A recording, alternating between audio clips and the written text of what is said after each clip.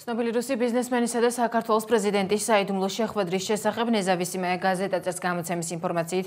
ნოემბრის დასაწყისში ლონდონის ერთ-ერთ სასტუმროში მიხეილ სააკაშვილისა და მეტალო ინვესტის თანამფლობელის ვასილ ანისიმოვის საიდუმლო შეხვედრა გაიმართა, რომლის შესახებაც პრეზიდენტის გარემოცვამაც არ იცოდა. საბარაუდო ინფორმაციით, ლონდონში სააკაშვილი არა სახელმწიფო თვითმფრინავით, არამედ ანისიმოვის პირადი თვითმფრინავით გადაფრინდა. გაზეთი წერს, რომ მხარეებმა რუსეთ-საქართველოს დიპლომატიური ურთიერთობების აღდგენის საკითხსა და რუსეთის მსოფლიო საბაჟრო ორგანიზაციაში გაწევრიანების შესახებ ისაუბრეს.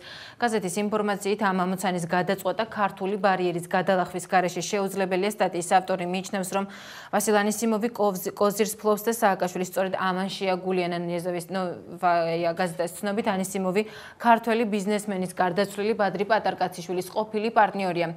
მეტალო ინვესტის თანამფლობელს სერიოზული გავლენა აქვს სალფორდის ფონდზე, რომელიც პატარკაციშვილმა 2000 წელს შექმნა. ამ ფონდის საბაზრო ღირებულება კი 2 მილიარდ 500 მილიონი დოლარია. სალფორდს ეკუთვნის საკონტროლო პაკეტი ბორჯომსა და მაქთიკომში. გამოცემის ცნობით, მოლაპარაკების გარანტორი სწორედ პატარკაციშვილის მემკვიდრეობა გახდება. ვასილ ანისიმოვმა კი შესაძლოა კრემლსა და პრეზიდენტ სააკაშვილს შორის კონფიდენციალური შუამავლის ფუნქცია იკისროს, თუმცა გაზეთის ვარაუდით ეს მაინც იმაზეა დამოკიდებული, დაბრუნდება თუ არა 2012 წელს კრემლში პუტინი.